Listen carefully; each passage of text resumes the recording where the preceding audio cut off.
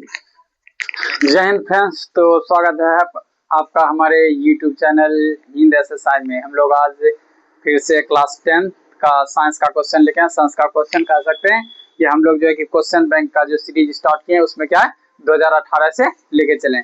और ये हमारा जो क्वेश्चन है वो है 2018 का प्रथम पालिका। सिर्फ ऑब्जेक्टिव है दोस्तों। ऑब्जेक्टिव और सब्जेक्टिव हम लोग अलग अलग वीडियो में करेंगे, क्योंकि एक वीडियो में करेंगे तो वीडियो लंबा आ जाएगा। चलें तो ज्यादा बात ना करते हुए क्वेश्चन पे आते हैं।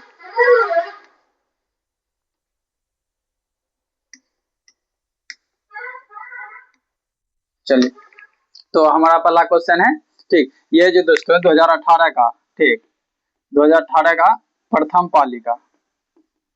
प्रथम पालिका क्या है, क्वेश्चन है, क्वेश्चन, ठीक है दोस्तों। ये 2018 में जो प्रथम पाली में क्वेश्चन पूछा गया था वहां से हम लोग लिए हैं। चले देखते हैं। तो हमारा पहला क्वेश्चन फिजिक्स से कहता है, दंत चिकित्सक किस दर्पण का उपयोग मरीजों के दांत का बड़ा प्रतिबिंब देखने के लिए करते हैं। सीधा सा बोल रहा है दोस्तों। चलें, तो बोल रहा है कि ये जो हमारे दांत के डॉक्टर होते हैं वो दांत बहुत छोटे छोटे होते हैं, अंदर में जो उसको बड़ा करके देखने के लिए किस दर्पण का प्रयोग करते हैं ये पूछ रहा है। चलें, कहता है समतल दर्पण, अवतल दर्पण, उत्तल दर्पण और इनमें से सभी। ठीक है, तो इस चीज को समझने के लिए तो हम लोगों को ये जानना होगा कि इनमें से जो दर्पण है उनमें से बड़ा प्रतिबिंब बनाता कौन है। ठीक, क्या बोले कि बड़ा प्रतिबिंब बनाता कौन है। तो हम लोग जान रहे दोस्तों ये क्या करता है, हमेशा वस्तु के क्या करता है, वस्तु के बराबर बनाता है क्या, प्रतिबिंब। ठीक है दोस्तों, ये हमेशा क्या करता है, वस्तु के बराबर बनाता है प्रतिबिंब। ये अवतल है, अवतल क्या कर सकता है, बड़ा भी बना सकता है। ठीक, ये बड़ा भी बना सकता है, छोटा भी बना सकता है और बराबर भी बना सकता है, ऐसा कर सकते हैं। फिर उत्तल दर्पण में क्या होता है, बराबर बना सकता है। ये क्या कर सकता है, बराबर बना सकता है और छोटा, ठीक, बड़ा नहीं। फिर होता है इनमें से सभी, ये तो ऑप्शन नहीं होगा। ठीक है दोस्तों, तो हमारा जो उत्तल दर्पण था ये क्या करता है, बड़ा प्रतिबिंब बनाने के लिए जाना जाता है। ठीक, अवतल दर्पण। तो हमारा आंसर क्या आ जाएगा, ऑप्शन बी। क्या जाएगा दोस्तों, हमारा आंसर ऑप्शन बी हो जाएगा। ठीक, तो जगह दंत चिकित्सक किस दर्पण का उपयोग मरीजों के दांतों का बड़ा प्रतिबिंब देखने के लिए करता है, तो क्या जाएगा, अवतल दर्पण। हमारा आंसर हो जाएगा ऑप्शन बी। चलिए नेक्स्ट क्वेश्चन देखते हैं। चलिए, तो हमारे पास नेक्स्ट क्वेश्चन है कि कौन सा लेंस अपसारी लेंस भी कहलाता है। ठीक है दोस्तों, बोल रहा है कि कौन सा लेंस अपसारी लेंस कहलाता है। अपसारी लेंस का कहने का मतलब ये है दोस्तों कि अपसारी आप किरणपुंज पढ़े होंगे। ठीक, अपसारी किरणपुंज। अपसारी किरणपुंज में क्या होता है, वो एक बिंदु स्रोत से निकलकर आगे की ओर क्या होता है, फैलते हुए चली जाती है। तो हम लोगों को देखना होगा इनमें से कौन सा ऐसा दर्पण है जो कि प्रकाश को फैला देता है। ठीक, समांतर होने वाली प्रकाश को क्या कहता है, कौन फैला देगा, ये हमको देखना होगा। चलिए, हमारा पहला है अवतल लेंस, उत्तल लेंस, अवतल एवं उत्तल लेंस, और इनमें से कोई नहीं। तो कहने का मतलब है कि क्वेश्चन है उत्तल और अवतल लेंस में। चले, तो थोड़ा सा इसको हम लोग देख लेते हैं। चलिए, ये हमारा क्या है दोस्तों, ये हमारा हो गया उत्तल लेंस। ठीक, ये हो गया हमारा उत्तल लेंस। इस पे जब क्या होगा, समांतर प्रकाश की किरण आएगा तो एक बिंदु स्रोत पे क्या होता है, ये जाके मिल जाता है। तो ये तो ना होने वाला है। ठीक, ये अभिसारी हो जाता है। ठीक, लेकिन ये अपसारी का गुण नहीं दर्शा रहा है। आप देखिए,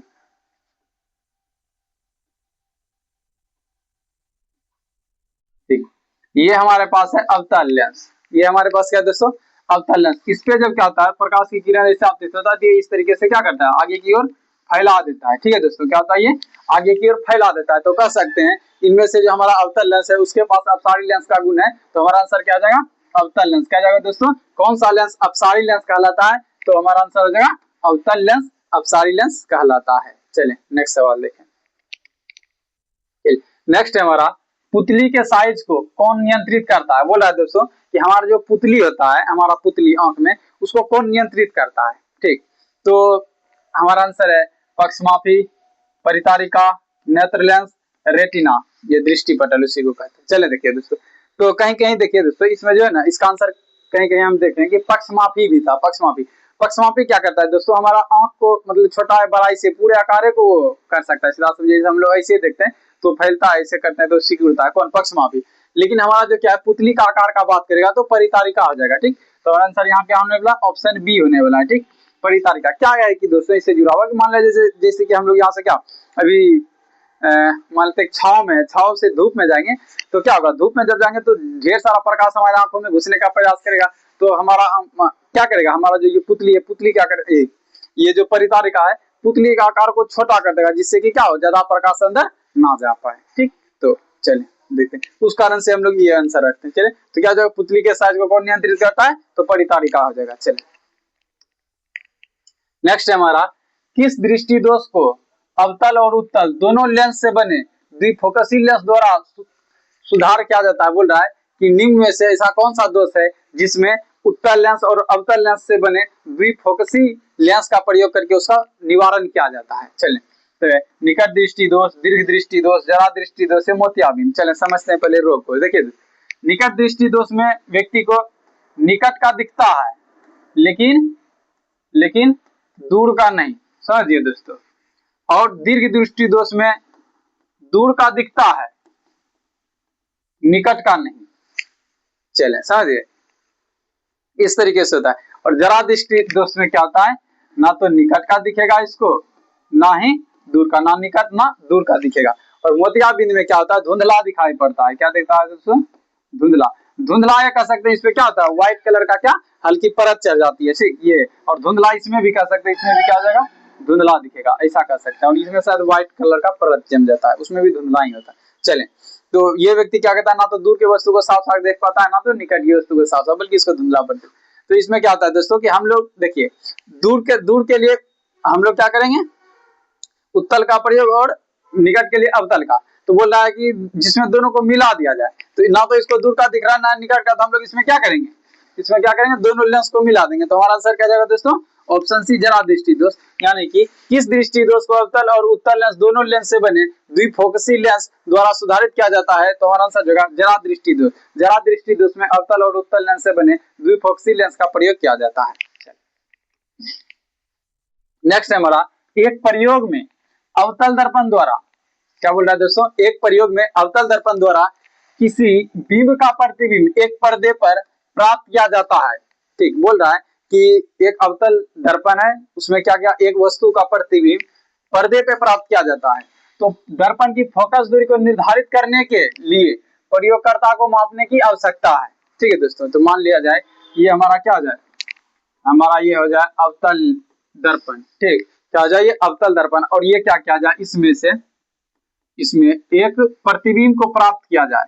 ठीक, इस तरीके से। ऐसे तो डायरेक्ट यहाँ फोकस हो जाता है, लेकिन अगर हम लोग मान भी ले चलें कि यही है, यही हमारा प्रतिबिंब है। ठीक, तो मान लेते हैं ये हमारा वस्तु है अनंत पे। ठीक दोस्तों, अनंत पे मान लेते हैं कि हमारा वस्तु है। ठीक, तो इसका प्रतिबिंब फोकस पे बना, और ये पूछ रहा है कि फोकस को मापने के लिए हम लोग क्या करेंगे। तो हम लोग जानते हैं कि पहले तो वस्तु दूरी लेंगे, क्या लेंगे दोस्तों, वस्तु दूरी लेंगे, फिर प्रतिबिंब की दूरी लेंगे। ठीक, प्रतिबिंब की दूरी लेंगे, उसके बाद दर्पण सूत्र का प्रयोग करके हम लोग क्या निकाल लेंगे, एफ निकाल लेंगे। ये थोड़ा फिगर गलत बन गया कह सकते हैं, क्योंकि याद नहीं आ रहा है कि हम लोग, हमारा फिगर इधर, क्योंकि ये समांतर आएगा तो फोकस से जाएगा और यही प्रतिबिंब बनता है, तो ऐसा आंसर डायरेक्ट हो जाएगा। लेकिन इसमें क्या होगा दोस्तों, हमारा जैसा क्या ऑप्शन है, दर्पण था पर्दे की बीच की दूरी, दर्पण था प्रतिबिंब या बिंब के बीच की दूरी, या ए और बी दोनों, ये इनमें से कोई नहीं। तो हमारा आंसर आ जाएगा ऑप्शन सी। क्या हो जाएगा दोस्तों, हमारा आंसर ऑप्शन सी हो जाएगा कि हम लोग इसमें क्या करेंगे, दर्पण तथा पर्दे के बीच की दूरी भी मापेंगे, दर्पण और पर्दा के बीच का दूरी भी हो जाएगा, और दर्पण तथा बिंब के बीच की दूरी मतलब यू हो जाएगा। दोनों मापेंगे और इससे क्या निकाल लेंगे हम लोग, एफ, दर्पण सूत्र से एफ का मान निकाल लेंगे। चले नेक्स्ट, हमारा आंसर इसमें हो गया ऑप्शन सी। नेक्स्ट हमारा, शब्दकोश के छोटे अक्षरों को पढ़ने के लिए आप किस लेंस का प्रयोग करना पसंद करेंगे। बोल रहा है कि शब्दकोश जैसे डिक्शनरी दोस्तों इंग्लिश में बोलते हैं, तो उसका जब छोटा छोटा अक्षर जब देखते हैं थोड़ा ज्यादा मोटा है तो छोटा छोटा मतलब डिक्शनरी में थोड़ा शब्द होता है, तो बोल रहा है कि उसको पढ़ने के लिए आप किस लेंस का प्रयोग करना पसंद करेंगे। ठीक, तो हम लोग देखेंगे 50 सेंटीमीटर फोकस दूरी का उत्तल लेंस, 50 सेंटीमीटर फोकस दूरी का अवतल लेंस, 5 सेंटीमीटर फोकस दूरी का उत्तल लेंस, या 5 सेंटीमीटर फोकस दूरी का अवतल लेंस।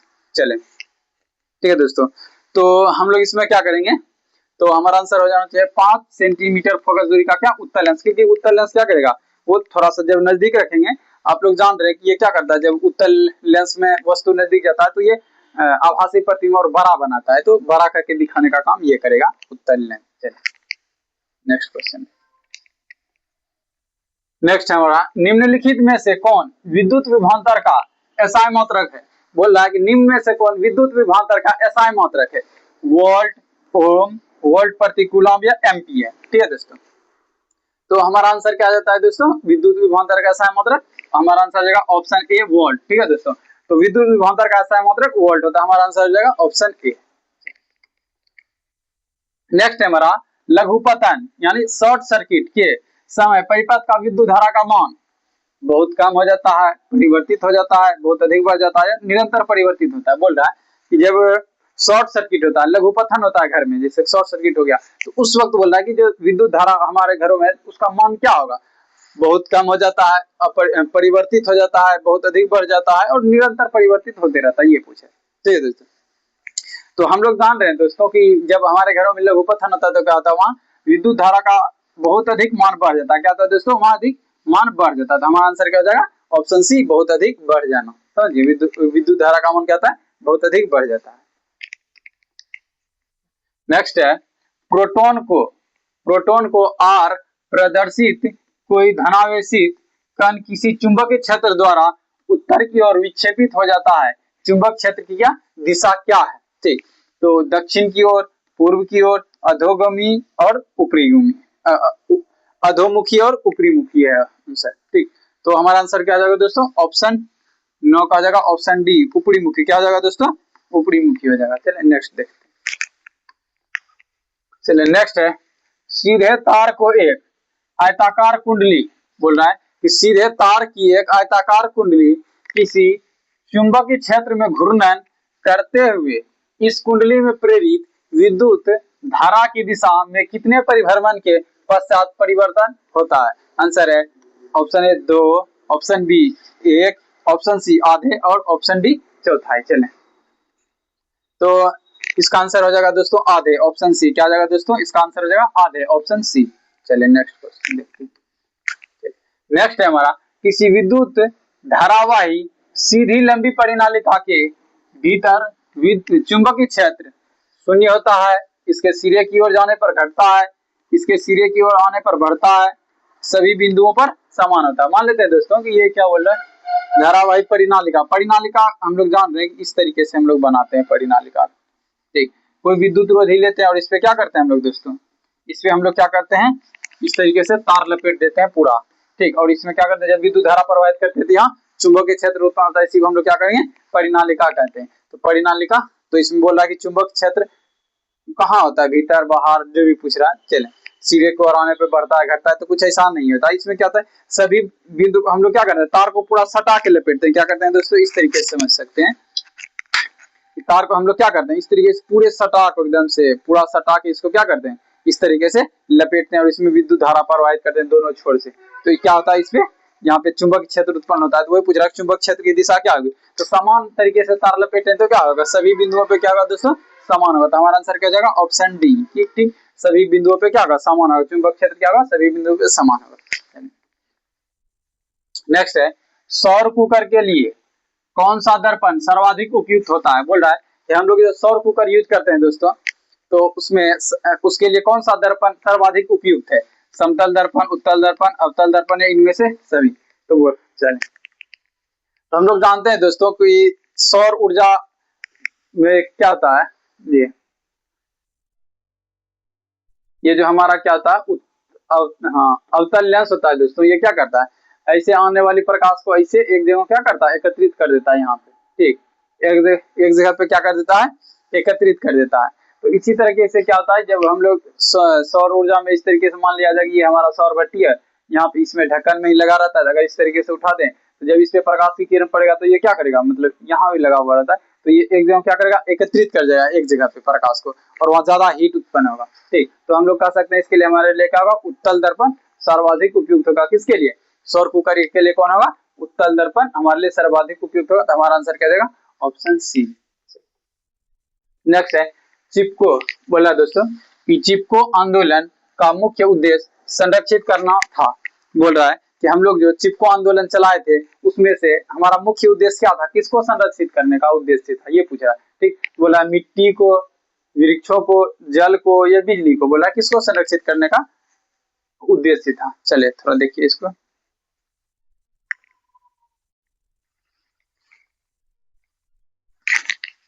चलिए दोस्तों, तो हम लोग जान रहे थे चिपको आंदोलन जो चला था, ठीक, तो उसमें क्या था, वृक्ष को बचाने का क्या था, वृक्ष को संरक्षित करने का, हाँ मतलब प्रावधान प्रावधान, ठीक, संरक्षित करने का वो था लक्ष्य। चले नेक्स्ट क्वेश्चन, हमारा आंसर क्या हो जाएगा, ऑप्शन बी।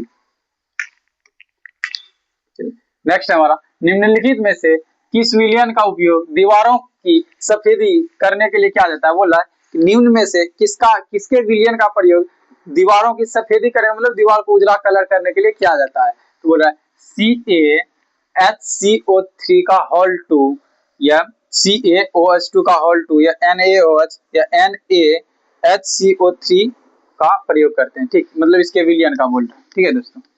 तो हम लोग क्या करते हैं, चूना का प्रयोग करते हैं, तो चूना का ये सूत्र हुआ, तो क्या जाएगा, चूना का विलयन मतलब CaOH2 का होल 2 का प्रयोग करते हैं किसके लिए, दीवारों की सफेदी करने के लिए। चलिए नेक्स्ट है दोस्तों, Na2SO4 aqueous plus BaCl2 aqueous, और अब यह क्या हो गया, BaCl2 की जगह क्या हो गया SO4 और क्या हो गया 2 मतलब NaSO4 की जगह हो गया NaCl, ठीक, तो बोल रहा है उपयुक्त रासायनिक अभिक्रिया है संयोजन अभिक्रिया, वियोजन अभिक्रिया, द्विस्थापन अभिक्रिया, या इनमें से कोई नहीं, ठीक। तो देखिए दोस्तों, संयोजन अभिक्रिया हम कह सकते हैं इस तरीके से था, H2 प्लस O2 अगर रहे तो ये क्या बनाएगा 2H2O, ठीक, ठीक इस तरीके से, हाँ अब हो गया 2H2O बनाएगा, समझिए। अब होता है वियोजन अभिक्रिया, अगर CO2 को तोड़ के हम लोग करते हैं कार्बन प्लस ऑक्सीजन इस तरीके से, ठीक, कार्बन प्लस ऑक्सीजन, तो ये हो गया वियोजन अभिक्रिया। अब होता है द्विविस्थापन, द्विविस्थापन में क्या होता है दोस्तों, एक को विस्थापित करके दूसरा वहां आ जाता है, ठीक, जैसे कि यहाँ पे हुआ Na2SO4 की जगह पे क्या आ गया NaCl, मतलब SO4 यहाँ क्या आ गया विस्थापित हो गया और Cl4, तो उस ये तो हम कह सकते हैं क्या द्विविस्थापन अभिक्रिया, क्या ये द्विविस्थापन अभिक्रिया, तो हमारा आंसर क्या हो जाएगा ऑप्शन सी, ठीक, द्विविस्थापन अभिक्रिया हो जाएगा। चलें नेक्स्ट है हमारा, निम्नलिखित में से कौन सा बुझा हुआ चूना है, बोल रहा है निम्न में से कौन सा बुझा हुआ चूना है, ठीक, तो आंसर है CaOH का होल 2 CaCO3 और Ca, ठीक है दोस्तों, ये है।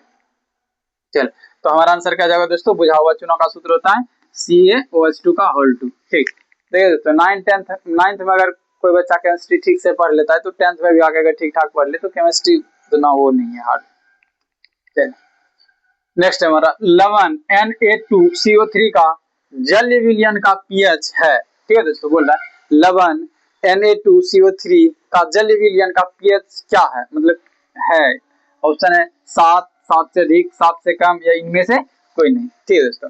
तो इसमें क्या जाएगा, हमारा आंसर हो जाएगा ऑप्शन बी 7 से अधिक, क्या जाएगा दोस्तों 7 से अधिक। चलिए नेक्स्ट है हमारा, बॉक्साइड किस धातु का महत्वपूर्ण अयस्क है, बोल रहा है कि बॉक्साइड किस धातु का महत्वपूर्ण अयस्क है, तांबा का, जस्ता का, एल्यूमिनियम का या लोहा का, ठीक। चलिए ठीक है दोस्तों, तो बॉक्साइड किस धातु का महत्वपूर्ण अयस्क है, तो हमारा आंसर क्या आ जाएगा ऑप्शन सी एल्यूमिनियम, एल्यूमिनियम का क्या था, ये बॉक्साइड जो होते हैं एल्यूमिनियम का महत्वपूर्ण अयस्क है। चलिए लोहा एवं इस्पात को जंग से सुरक्षित रखने के लिए उन पर किस धातु की पतली परत चढ़ाई जाती है, बोल रहा है कि लोहा और इस्पात जैसे, लोहा और इस्पात से बने वस्तुओं या कह सकते हैं उसी पे उसको जंग से बचाने के लिए उस पे किस चीज का मतलब किस पदार्थ का उस पे पतला लेपन किया जाता है, ठीक है, तांबा, चांदी, सोना, जिंक। चलिए दोस्तों, तो एक तांबा है उसको रहने देते हैं अभी, लेकिन चांदी मान लिया जाए कि हम लोहा से गेट बनवाए तो उसमें दोस्तों हम लोग चांदी का तो वो कलर नहीं कर सकते, फिर सोना का भी कलर नहीं करेंगे, अब बच जाता है ये दोनों, ठीक। तो अब है तांबा और जिंक, तो तांबा भी नहीं होगा, हमारा आंसर क्या जाएगा ऑप्शन डी जिंक, ठीक। हम लोग क्या करते हैं जिंक, इसको जस्तीकरण या गैल्वेनीकरण ऐसे कुछ कहलाता है, ठीक। तो वहां से हम लोग क्या करते हैं उसको परत चढ़ाते, तो उसी प्रक्रिया द्वारा। नेक्स्ट है हमारा, किस रासायनिक यौगिक को गर्म करने पर प्लास्टर ऑफ पेरिस प्राप्त किया जा सकता है, बोल रहा है कि किस रासायनिक यौगिक को गर्म करने पर प्लास्टर ऑफ पेरिस प्राप्त किया जा सकता है, यूरेनियम चूर्ण, जिप्सम, चूना पत्थर और कच्चा चूना, ठीक है दोस्तों। तो हम लोग जान रहे हैं कि जिप्सम को क्या करते हैं हम लोग जब गर्म करते हैं बहुत ज्यादा, मतलब 140 के आसपास शायद, तो उसमें क्या होता है, ये क्या होता है लगभग, हमको लग रहा है कंफर्म तो याद नहीं है, लेकिन क्या हो जाना चाहिए 140 डिग्री सेल्सियस होना चाहिए। ठीक, इसके आसपास जब इसको क्या जिप्सम को गर्म करते हैं तो किससे क्या बन जाता है उससे, प्लास्टर ऑफ पेरिस। तो हमारा आंसर क्या जाएगा, ऑप्शन बी जिप्सम।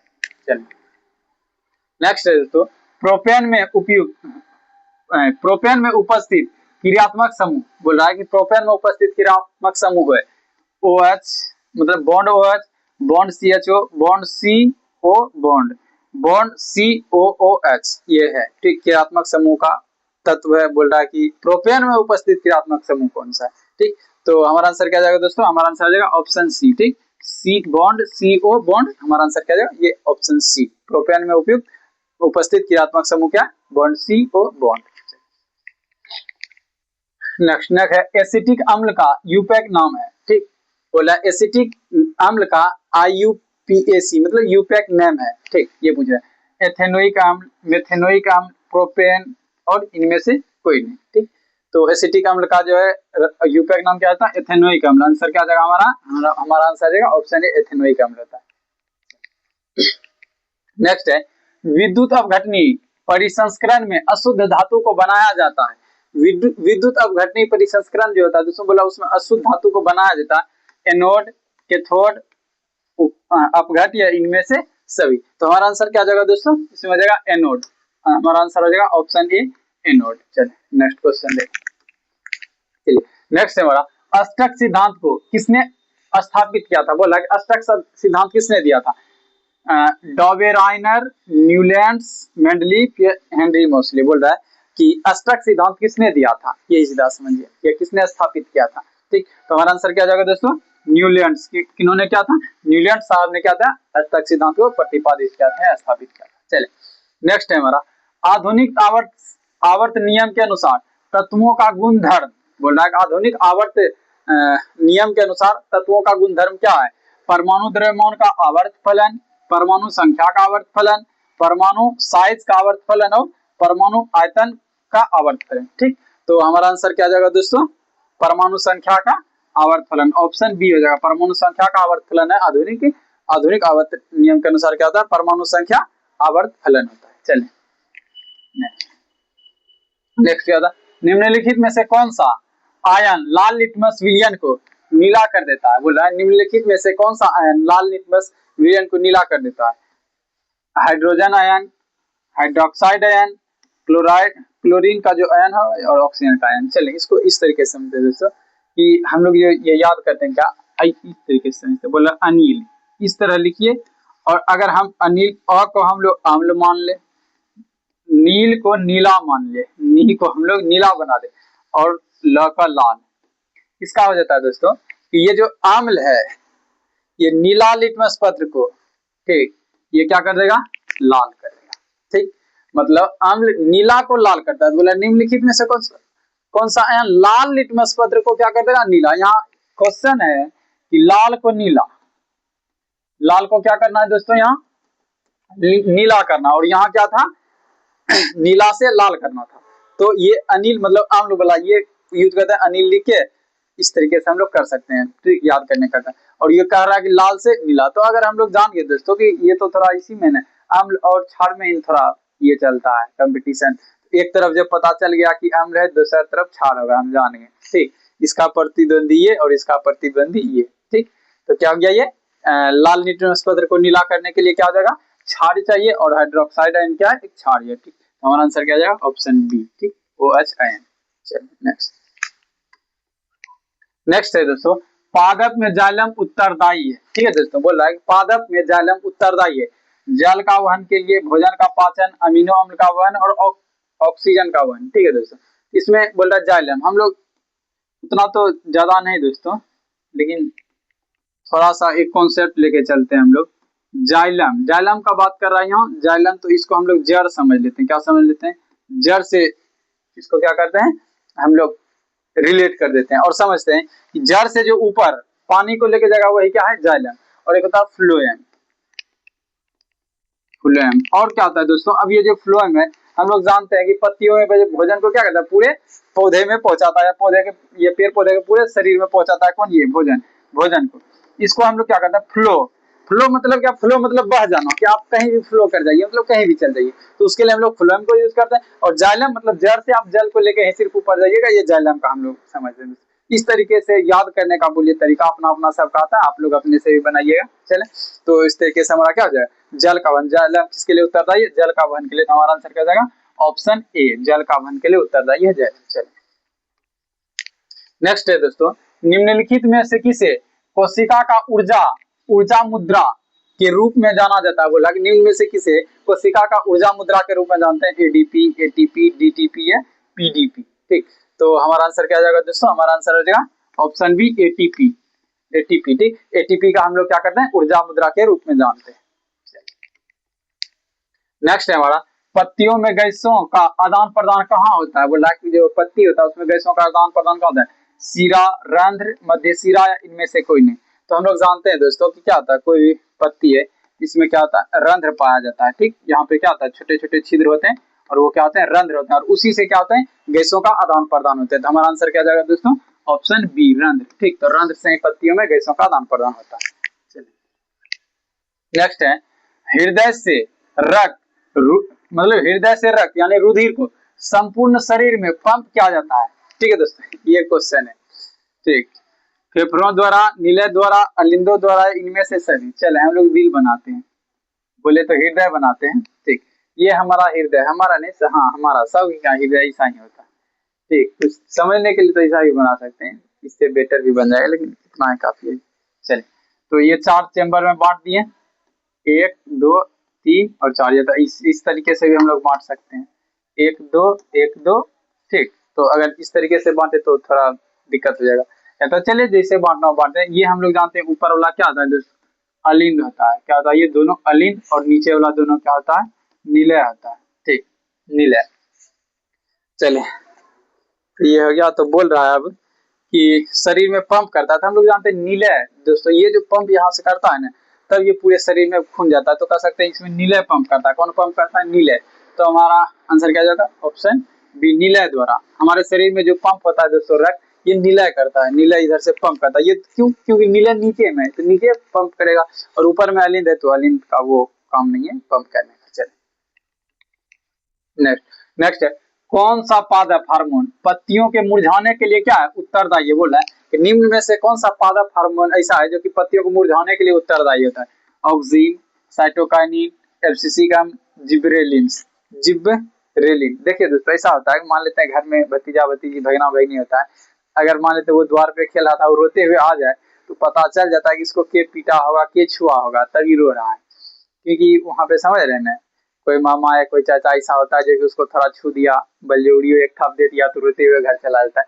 उसी तरह पूछ रहा है कि पत्ती मुरझा गया, इसका मतलब इसके लिए कौन जिम्मेदार हो सकता है, ये क्वेश्चन पूछ रहा है इस तरीके। तो वो पूछ रहा है। तो चलें, तो हम लोग जान रहे हैं दोस्तों, उसके लिए क्या होता है, एब्सिसिक अम्ल उत्तरदायी होता है। क्या होता है उसके लिए, एब्सिसिक अम्ल उत्तरदायी होता है।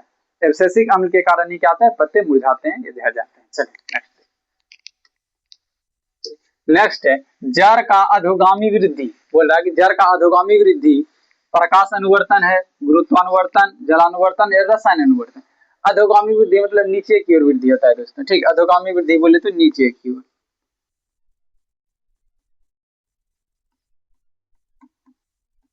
अधोगामी वृद्धि बोले तो नीचे की ओर वृद्धि होता है, तो उसी को हम लोग क्या कहते हैं, अधोगामी वृद्धि कहते हैं। ठीक, तो बोला किसके कारण, तो हम लोग जान रहे हैं नीचे कोई चीज गिर रहा है, बोले तो गुरुत्वाकर्षण इस पे कार्य कर रहा है।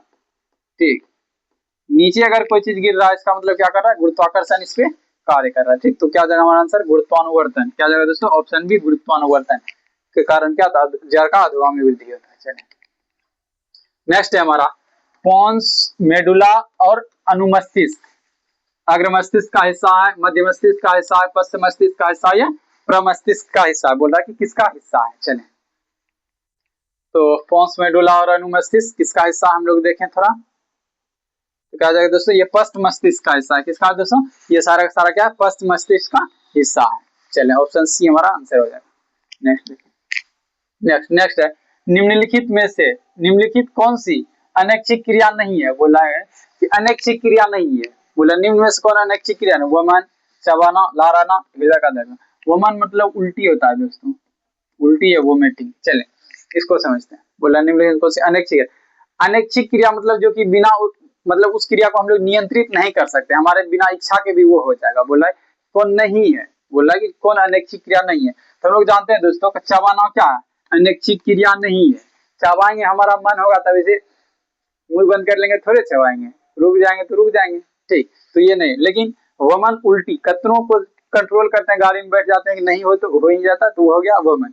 फिर कहता लाड़ कहना, सोने के बाद कब क्या हो जाए लाड़ का इसके बारे में कहा ही नहीं जाता। फिर कहता हृदय का धड़कना, आप सांस उस बंद भी कर लीजिए थोड़ा थोड़ा वो डोलेगा, ठीक। तो हमारा आंसर क्या जाएगा ऑप्शन बी चबाना।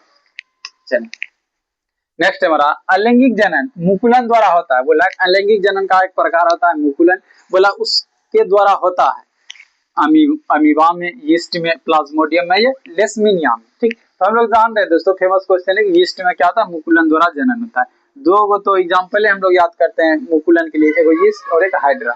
चलिए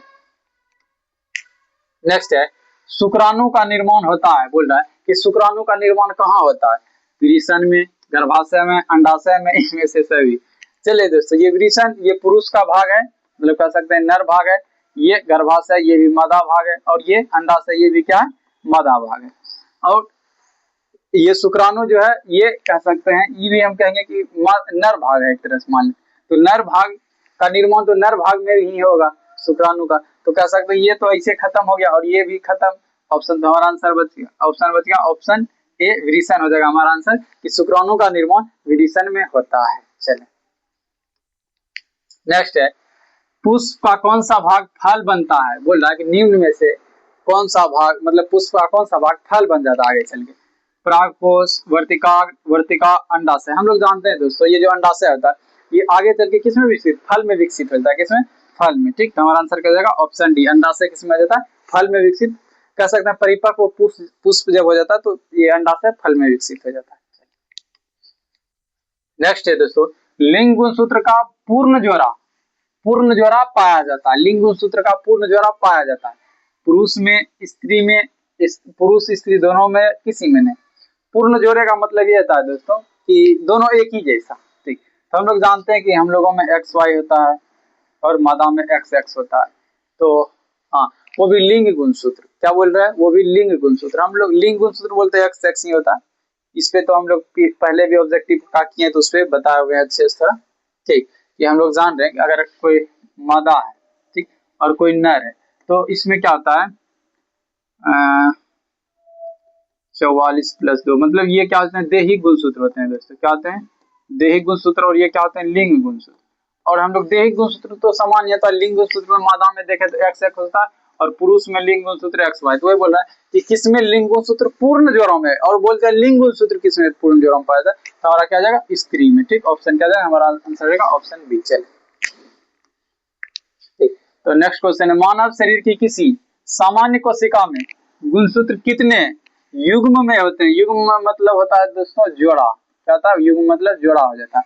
तो बोल रहा है कि मानव शरीर के किसी सामान्य कोशिका, बोला कोई भी कहीं का भी शरीर का कोई भी कोशिका उठा लीजिए, उसमें गुणसूत्रों की कितनी युग्म होगी, कितना जोड़ा होगा 21, 22, 23, 46, ठीक। तो हमारा आंसर क्या आ जाएगा दोस्तों ऑप्शन सी 23 जोड़ा रहता है। बोले तो संख्या में क्या आ जाएगा 46, ये क्या संख्या है और ये क्या आता है ये है जोड़ा।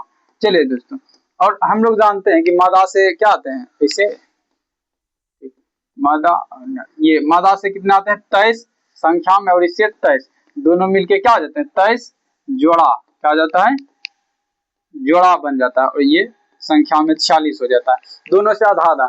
और क्या होता है ये अर्धसूत्री विभाजन होता है, हम लोग इसको अच्छे तरीके से पढ़ेंगे ना, तो अभी टाइम नहीं है समझने का।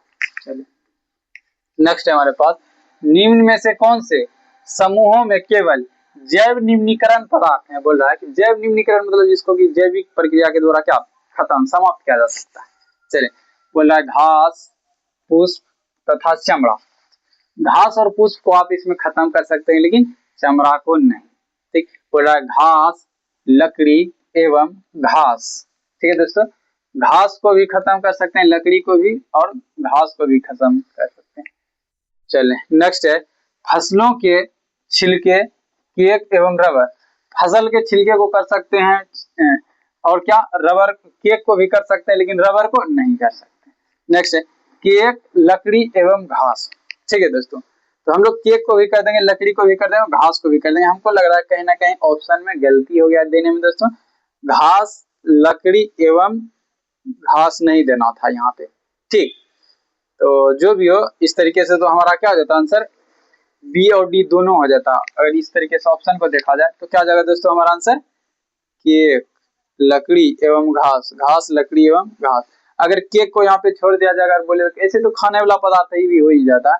ठीक, तो इसका क्या हो जाना चाहिए, हमको लगता है आंसर ऑप्शन बी हो जाए दोस्तों। ठीक, ऑप्शन के अनुसार क्या जाएगा हमारा आंसर, ऑप्शन बी। अगर ये भी होगा तो ये इसके सामने बेटर है, समझिए हमारा क्या जाएगा आंसर, ऑप्शन बी। चले, तो ये हमारा लास्ट क्वेश्चन था दोस्तों। मिलते हैं अब नेक्स्ट वीडियो में सब्जेक्टिव के साथ। हम लोग उसमें भी करेंगे क्या, 2018 प्रथम पाली का। ठीक, प्रथम पाली का जो भी क्वेश्चन होगा सब्जेक्टिव में वो करेंगे। पहले शॉर्ट वाला करेंगे, मतलब लघु, मतलब 2 नंबर वाला देता वो, उसके बाद 5 नंबर वाला उसी में खींच लेंगे। चलें, ठीक है दोस्तों, तो जय हिंद, मिलते हैं फिर से नेक्स्ट वीडियो में।